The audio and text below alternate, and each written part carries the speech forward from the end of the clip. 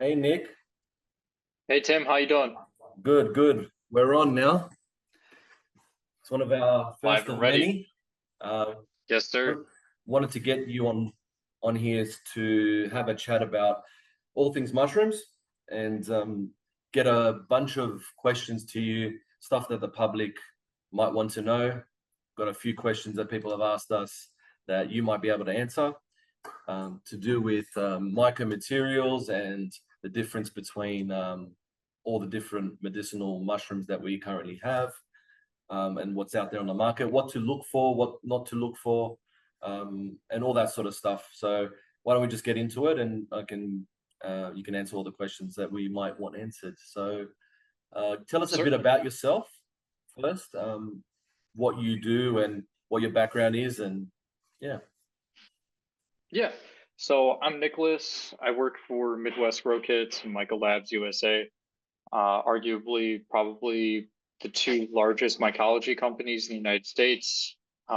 Easily in the top 10, that's for sure. Supplying like mushroom grow kits and growing supplies for all mycology purposes. I'm a mycologist by trade. For the past 2 years, I've been working professionally as a mycologist, and then for the last 4 to 5, been an amateur mycologist working for a couple mushroom farms here and there. And then before that, I went to university for astrophysics and sociology. Didn't complete my degrees due to medical instances, but I learned a lot in all of those experiences, and it's kind of brought me down this path in life. And some of the interests and particular industries that I've been working within in mycology are plastic degrading fungi and their uses, as well as the mycoremediation benefits that could be had from not just plastic degrading fungi, but all fungi, as well as mycomaterials, as you stated earlier, extracts and the health and wellness benefits of fungi, as well as the more biotechnological side of mycology that has been untapped, in my opinion, more particularly in the fields of desalination technologies from fungi, as well as the production of energy and sustainable fuels from fungi. Really interesting, man. I think that all that stuff is sort of cutting edge, isn't it? It's something that not many people know about. I mean, I've asked a lot of people, you know, that you can harness energy from mycelium, and they just look at me very puzzled. So that's really cool stuff. But I wanted to just get into the questions. Um, First question I would say is, how do or what are the key advantages and disadvantages of mushroom tinctures compared to powders? A lot of people don't know which ones to get. What are the benefits of both? Can they work together?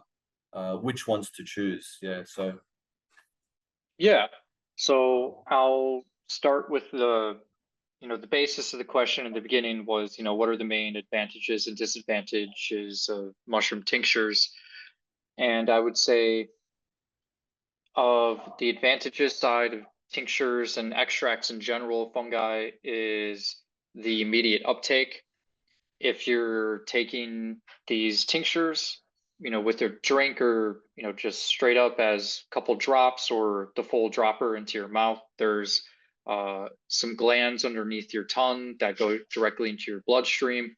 So a lot of the bioactive and uh, bioavailable compounds are immediately uptaked into your body. There's no digestive or enzymatic processes that need to be done. Uh, Not to say that there are not enzymatic or digestive processes that happen after you swallow it. Once it gets into the stomach, same thing. There's less digestive as well as enzymatic processes that need to be done in order to make it available to the rest of the systems of your body.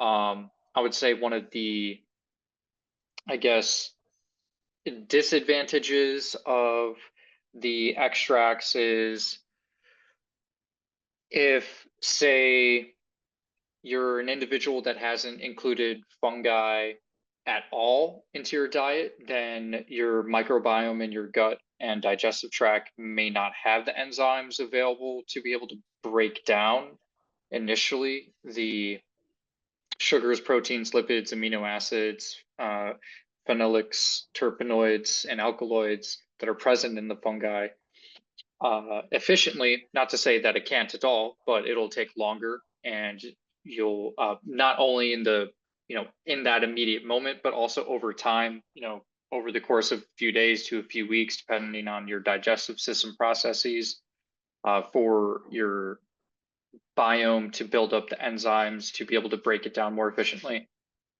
To whereas that's kind of like where the powders can come in handy, where if you take powders alongside with extracts, your body has to build up specific enzymes in order to break down the hardier tissues of fungi like chitin.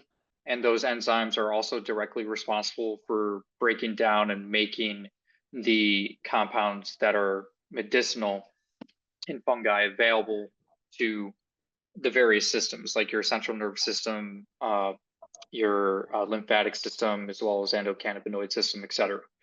But that's not to say that one or the other is better. I believe that they both have their uses. I myself, I use both, but for the most part, I use my own extracts that I make, just because I like the ease of use of them, being able to have them on the go, or have them with a quick drink. Most of the times with the powders, it's recommended to have it with a meal. Sometimes I can't always be eating it with a meal or a snack, so I always just put it in my water. I would say that's Yeah. another advantage, is just the ease of use. Yeah. I would say that's pretty much it.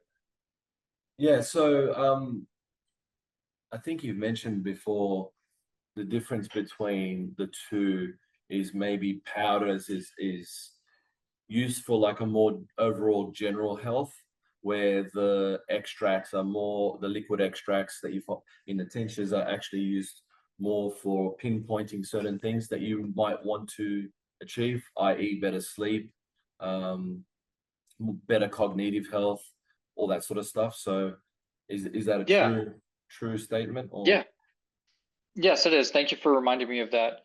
It's been a long day.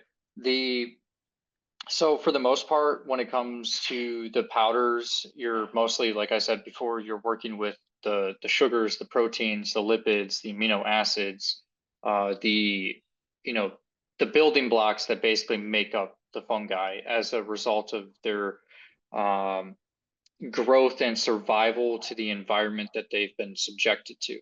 To whereas the fungal extracts are more so, what you're extracting are the very specific compounds that are a result of the defense and ecological interactions that specific species, say it's reishi or lion's mane or cordyceps, has gone through. Like, say you're feeding it certain nutrients, or you're subjecting it to certain stresses in order to produce certain compounds. That's where the extracts come in usefulness, in my opinion, because then uh, those compounds are more targeted with how your body transports them. So the powders, more like you said, for overall general health and wellness and immune support, to whereas with the extracts, it's more targeted bioactivity, like immunomodulating, helping to modulate cholesterol or blood pressure, or anti-carcinogenic effects, et cetera, et cetera. That's where the extracts are, in my opinion, more useful for the medicinal benefit in comparison to powders. Okay. And some people ask me about the role of alcohol in the extracts. Can you just elaborate a little bit about that?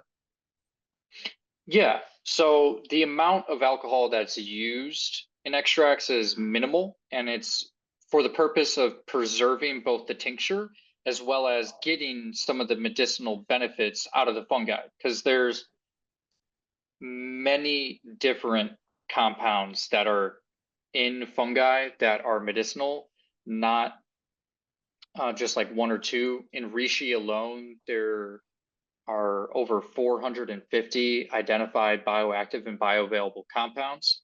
Right. And in order to get the most out of your extract, many growers and mycologists do a dual spectrum extraction where they use water and alcohol.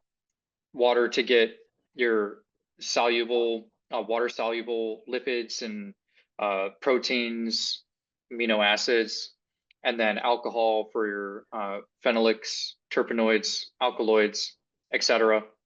Triterpenoids. There's a bunch of classes of compounds. Right. And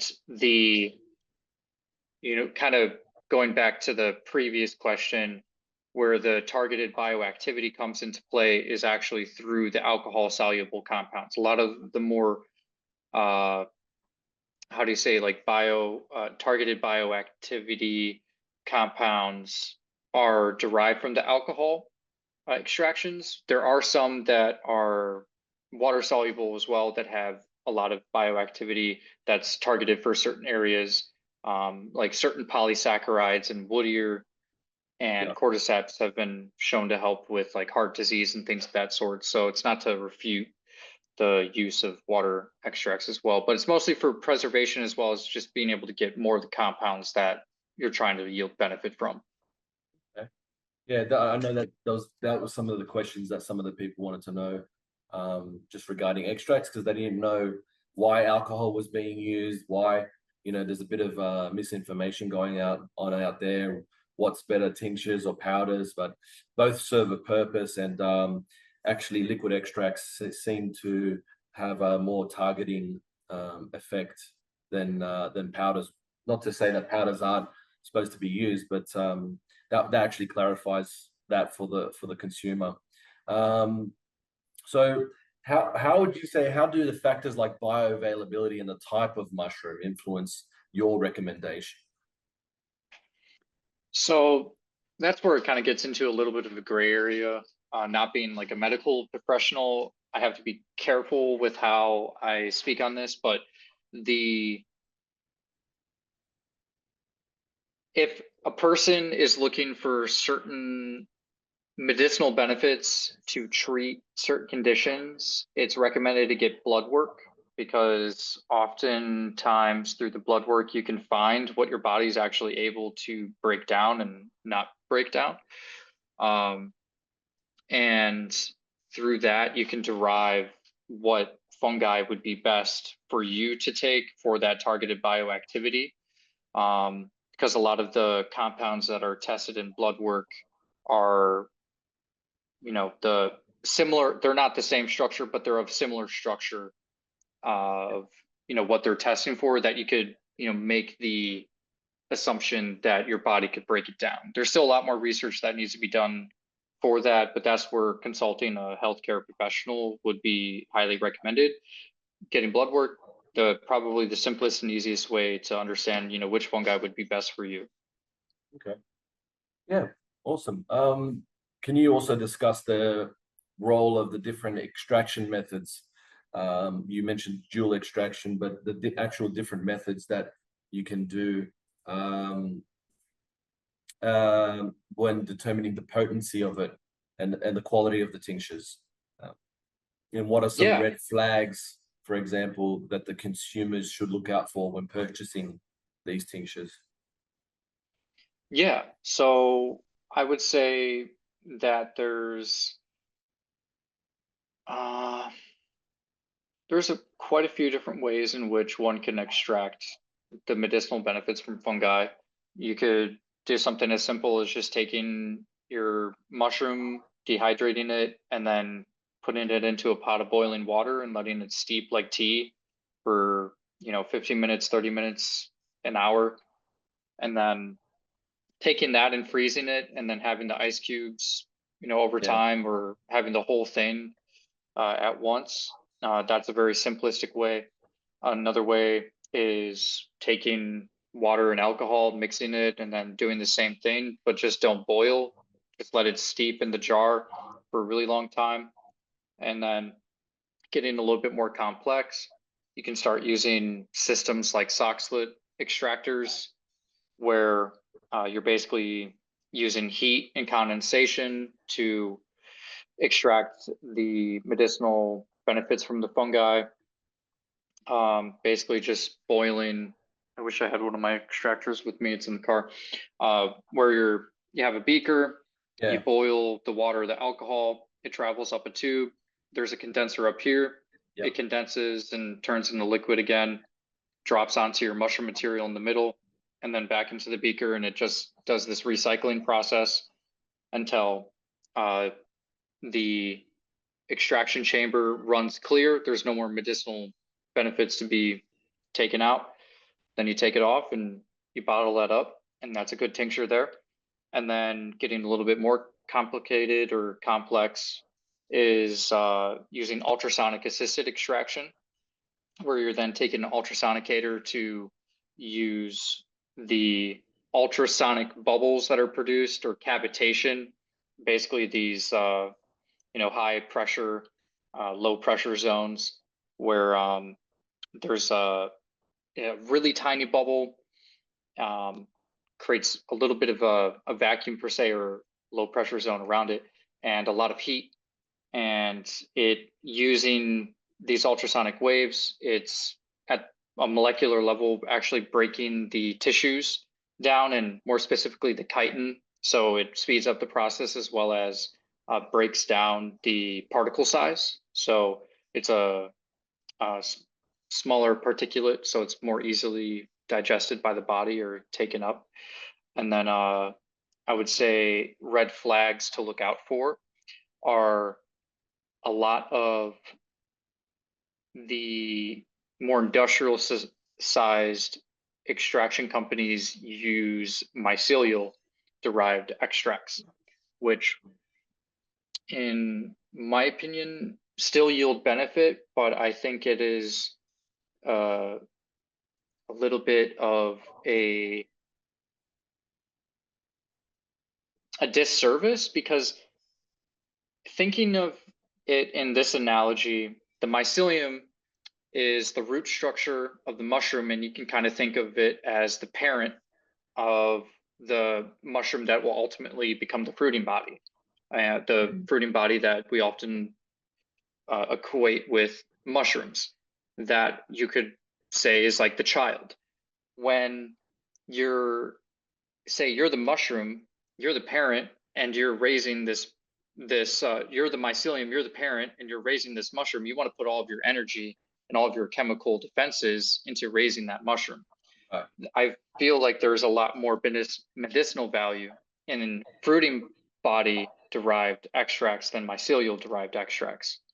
Another thing too to be looking out for are where they're being sourced from, and if they're organic, because a lot of more industrial sized growers or fungi are in heavily polluted areas that have high levels of arsenic, lead, cadmium, etc., other heavy metals and petroleum derived products that are in the air or in the water or in the soil that which they're being grown in. And it's also extremely pertinent to make sure that they are organic derived extracts, because you don't want to have the mushrooms be grown on grains or sawdust or any other nutritious substrate that has been sprayed with glyphosate, because the mushrooms will take that up, or any other pesticide for that fact, because the mushrooms will take that up and directly will go into either the powder, the fruiting body, or into your extract. So making sure it's organic, making sure it's grown in a clean place, and then making sure that on the label, it does not say made with myceliated grains, myceliated oats, or myceliated corn, barley. Anything that says myceliated, you want it to say made with 100% full fruiting body of X fungi. That's what you should be looking out for, and that's what I look out for personally, to make sure that whatever I'm consuming is good. But just to confirm with what you're saying, basically, when you have the mycelium and the fruiting body, some of the if you're not using the full fruiting body, if you've got any of those pesticides or heavy metals, they might just go all the way into the mycelium and not reach. Some of them might not reach the fruiting body. Therefore, the fruiting body is probably the best option for extracts. Yeah, thank you for actually bringing that up, because that was something that I forgot to mention. That is true. So with you know, this is something that's being studied in microremediation, and this is why it's also something that needs to be known by the consumer as well. Is fungi are really good at breaking down pollutants and contaminants in their environment and also absorbing them. However, the transportation, or the how the fungi take those things in after they absorb them and where it goes in its tissues, is what's important to the consumer to know. Because say it's a a heavy metal, the majority of the heavy metals are going to just stay in the mycelial mat. There are very few types of fungi that will be able to take that. Maybe it's not a heavy metal, maybe it's a really long chain hydrocarbon. The longer the chain, or the heavier the molecule, or just the mass of whatever it is that is not healthy for you, the harder it is for the tissue of the mycelium to transport it into the fruiting body. That's why it's also important to make sure that it's not myceliated grains, oats, et cetera, because there's more likelihood that those things, if sourced from an area or place where that is an issue, that it would be in that mycelium. It would be mainly in the mycelium. Correct. That's useful to know, because that's a lot of people don't even know what mycelium is, and the fact that you explained it so plainly, it's really good for people. So also, what are some, like, can you explain the difference between like primary and secondary metabolites in medicinal mushrooms, and why is like that distinction good for the consumer? Yeah, so that's I kind of hit on that earlier a little bit. So primary and secondary metabolites are mostly, so I'll start with the primary. It's the primary metabolites are the building blocks of what actually make the fungi: the sugars, proteins, lipids, amino acids, polysaccharides, complex sugars, carbohydrates, etc. Basically the same thing what I just said there. Are those are like the building blocks, like I said, and those are more so for overall immune support, health and wellness, and also are what are being researched and studied for like anti-cancer trials and stuff as well, because a lot of primary metabolites of fungi, a lot of people are becoming more familiar with the term beta glucans. A lot of beta glucans are derived from the primary metabolites of fungi, more specifically the polysaccharides or the complex sugars of fungi, whereas secondary metabolites are specific metabolites that are produced as a result of the conditions that species is grown in. So not just its growth and survival, but the nutritional content that is fed to it, as well as the type of stressors or stimuli that is given to that species in that moment. And during all of those specific instances is when different concentrations of the phenolics, terpenoids, triterpenoids, alkaloids, etc. are produced. And that's mostly derived from, like I said, how it was grown, what type of food it was actually fed, as well as what stimuli. Did it get a lot of water? Did it get a lot of oxygen? Did it get light, et cetera, et cetera. With more of those things, you can change the concentration levels of each secondary metabolite. And the secondary metabolites, as I stated earlier, are more so used for the purpose of targeted medicinal benefit rather than overall health and wellness. Not to say that it doesn't have benefits for overall health and wellness, but it's mostly for specific things that you're looking to treat. Right. Okay. Thanks for that. I got a couple questions here from the public through our social media. I just wanted to ask you. So, is there a particular species of mushroom that you find particularly fascinating, and why? Yeah. Uh, so I would say there's a lot of them because I've been researching a lot. There's Like, what's the most so I know fascinating one? What's the most yeah, fascinating one that you really think that people don't know anything about, that they wouldn't know the facts about? yeah. I will say there's two. There's two that I really like, and for different reasons. So one for the medicinal benefits would be Trichloma matsutake, also known as just plain matsutake. There was a study that was done out of China, and it was a few years ago. Here, let me pull it up.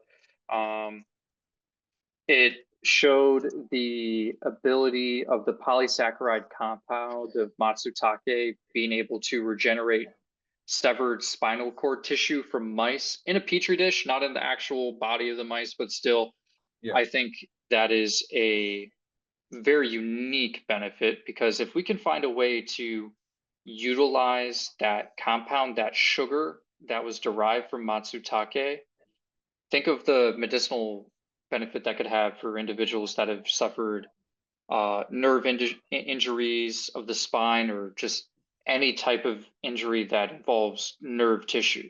We could regrow it using this polysaccharide from matsutake. I would Oh, that'd be say amazing. the next one would be Zalarion maritima.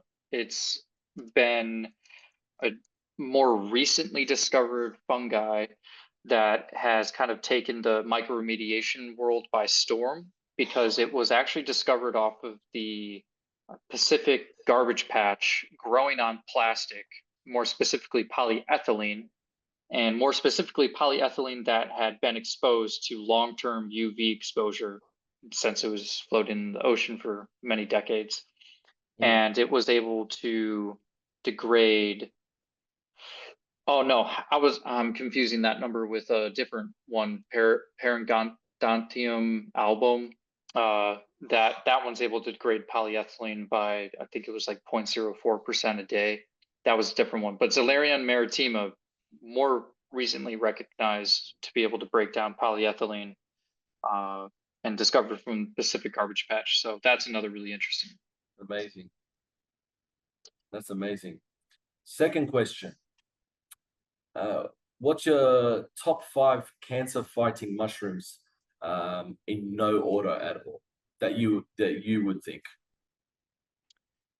I would say snow jelly, Tremella fusiformis; wood ear, Auricliae judiae; Cordyceps militaris; Maitake, as well as turkey tail. Those would be my top 5, because they all have a unique bioactivity against cancer cells Yeah. and tumor cells. And there's been a great body of research on all of them so far, Okay. and a lot of funding going towards the treatment of cancer using those fungi. So those are the ones that I'm most interested as of now. There are a Yeah. few others that are up and coming, but those would be the ones that I would recommend as a non-professional, Yeah. There's a, non-healthcare yeah, professional. yeah, for sure. How do you think medicinal mushrooms can benefit, like, athletes, mothers, high-performing executives, or just people wanting an edge in general? Yeah, I would say people that are looking for having more performance ability, as well as a competitive advantage from the person that they were the day before, then they would be doing themselves a disservice by not taking fungi, especially for the purposes of either having more energy, endurance, stamina, as well as being able to recover better. So for that, I would say if you're looking for better focus, better energy, better stamina, you should be looking at lion's mane, cordyceps, as well as wood ear. You do have to be careful about wood ear though. Wood ear is an anticoagulant, and you should consult with a healthcare provider or a doctor about the use of wood ear with any of your medications, because it can interfere. So Yeah. far with cordyceps and lion's mane, there haven't been any reported interactions yet. So always consult with a healthcare Yeah. provider beforehand. Um, and then if you're looking to increase or optimize the rates of recovery for yourself, so then you can come back the next day even stronger, then you should be looking at turkey tail during the midday, reishi at night, and then in the morning, maitake. You could also be looking at snow jelly as well. It helps with the digestive tract as well as skin health overall, but it also has some unique neurological benefits that I've noticed for myself, and as well as the people that I've discussed who've been using snow jelly. Yeah. It's very intriguing. So that's what I would be looking for as far as individual looking to increase their overall performance as well as recovery in either high stress jobs or just trying to be better in life. Okay. A couple more questions before you go. What are some of the most, well, what advice would you give to someone who's interested in learning about mushrooms and mycology and growing their own mushrooms? I would say first thing is to be curious and to not have a closed mind in this industry, because it is changing every day. It's an extremely nascent industry. There's a lot of new things to be discovered. There's only, what is it, like 1% or 2% of the fungi uh, so far estimated to exist have only been sequenced and identified. So there's a lot still left to learn. And when it comes to actually learning, the community is great. Reach out to your local mushroom farmers, try to do an internship or an apprenticeship, or just pick their brain. Pick up some books, some great books by Paul Stamets. All Paul Stamets's books are great sources and wells of information. Peter McCoy's Radical Mycology, another great book to digest. What's another one? I forgot how to pronounce his last name, but Peter OEI, his Mushroom Cultivation Volume 4 is a great plethora of information. And then just actually, going out into nature and just trying to find mushrooms. Don't even pick them at first when just first learning. Just grab one of these books. A little field guide that has the pictures of the fungi and the descriptions of them, and go out into the woods and just try to identify them. And don't even pick them. Don't ingest them. Don't pick And the wrong then ones. yeah, don't pick the wrong ones. Uh, and just go out there and try to find them. And then universities are really open to this new industry too, so just reach out to the university professors, ask them some questions. Yeah. Most times they'll get back to you. That's what I've been doing for the past 5 years, is just reaching out to random professors in the biology and microbiology field, and they've been so far great at being able to teach me Yeah. without even having to be in school, just sending me some papers. And that's another thing too, with the, if you have access to the internet and have access to ChatGPT, you can use ChatGPT to search, um, you know, find me research papers on this topic, and it will give you a whole bunch of links. Just make sure the link is Yeah. proper. Yeah, for sure. For sure. Now, a couple of things on mycomaterial, new innovative sector, something that you're very passionate about and working on. Yes, sir. How are mushrooms being used to create like a sustainable alternatives to traditional materials like leather, packaging, and even like building materials? Oh, there's plenty. So MycoWorks is probably one of the biggest companies right now, or maybe not in terms of size, but certainly in publicity. A lot of people know Michael works out of the US making mushroom leather. They recently secured contracts with GMC to start producing portions of the interior of their cars using mushroom leather. Quite intriguing. They're also providing this leather for the fashion industry as well. And then for sustainable packaging, great business out of the East Coast, Ecovative, founded by a couple students from MIT, brilliant individuals.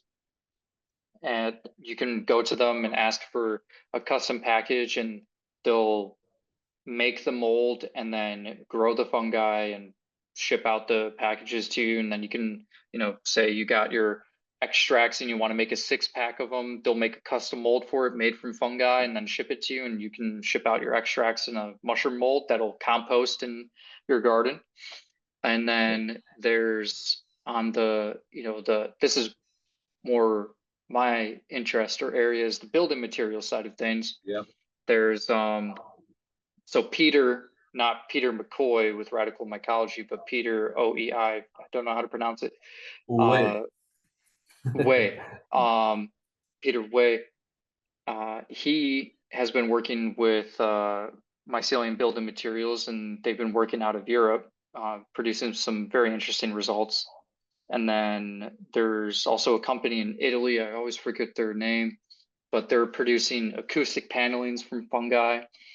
And then there's a company out of Texas, not quite fungi, but algae based, I believe it is, called Biomason, very closely related to fungi, but the advent of what they're doing, I think, should be looked at for the mycology industry, because what they're basically producing is a material that can be integrated into concrete 3D printing systems to produce a material that's like concrete but produced from a natural product. And I believe that's something that should be looked at by the industry. And then let's see, and there's not a lot of really big standing companies yet in the building industry as far as when it comes to building materials for fungi. So that's a kind of an untapped sector, but that's also kind of why I'm working on it. And we're actively pursuing the innovation of these materials. So that's the current state of the industry right now, as far as my knowledge goes. Which this sort of leads me into my next question. What are some of the biggest challenges facing the widespread adoption of mycomaterials, and how can these challenges be overcome?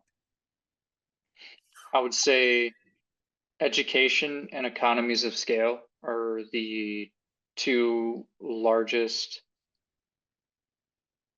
bottlenecks facing the adoption of mycomaterials. Education, more specifically, being the why and so what when it comes to mycomaterials. Why should we adopt them? And so what if they're made from mycelium? I believe that is the main thing that we have to educate the general public on, as well as the general public has to have that general interest and curiosity to answer those questions for themselves as well. Yeah. I believe the why is it's more sustainable, it's friendly to the environment. You can utilize waste materials that otherwise would have just sat in a landfill and partially break it down with mycelium and then preserve it in some way, shape, or form to produce a structurally sound material. Yeah. And then the so what? You can make a building material from fungi. The industry is so new that we don't know what we could do with it. With some of the, longer standing but still new materials like graphene, metal organic frameworks, and some other nanomaterials, with the integration of those into some of these sustainable materials like mycelium building products, we could make, instead of having these structures that we live in that have sharp angles, that have very specific and acute points where the load is being held and are also the points at which the load has the chance of breaking the system. Fungi and these types of materials, we can make them curved to where the load is being held and bared across the entirety of the structure rather than at these acute central points. That's the so what. The so what is, well, we can do something better with them if we go at this for a long enough time. And then the economies of scale. There are machinery and specialized labor that needs to be produced to be able to compete with the building industry. The building industry for, insulation or structural support beams, rebar, et cetera, concrete, et cetera, they already have the economies of scale of these machinery that can produce multi-hundred tons of these things at a time. To whereas right now in the mycelium industry, we're still working with just tons. So we got to build the machines to get to the economies of scale. And then we have to find the people that have a little bit of these skills and these skills and these skills to mold them into this person that has just the right ingredients to be able to not only work on those machines, but also understand what they're actually working with is a living material. So those are the two. Almost like a structural engineer cross mycologist. Yeah, structural engineer, material scientist with a bit of biotech mycology in there. It's exciting stuff, and one space that I think of, me and my partner Ken, we're involved in and look to be in the future. So that's all the questions we have for today. So anything else that you wanted to say before we wrap up? I'll say just continue to stay curious and, take care of yourself and everyone around you. And, just to respect the fungi and they'll respect you. And it's all good here on planet Earth. So that's a t-shirt. That's a t-shirt for sure. Yeah. And if anyone has any comments, questions, concerns, curiosities, wants to reach out to me, I'm on LinkedIn, Nicholas Hein. You should be able to find me. And always happy to help answer any questions or concerns that anyone has when it comes to the mycology world. And can't wait to, come down to Australia and finally work with you, gentlemen. Yeah, looking forward to it, man. So I'm sure we'll do many more of these. I won't keep you. Yes, we will. I won't keep you up because it's nighttime there. So I'll let you go to bed. Oh, it's still early. Oh, is it still early? Yeah. Yeah, it's only 7:48. Plenty of time. Anyways, mate, good luck. I'll see you soon. Thank you. We'll chat more. We'll have more of these, in the near future. I look forward to it. All right, bud. Thank you. Cheers.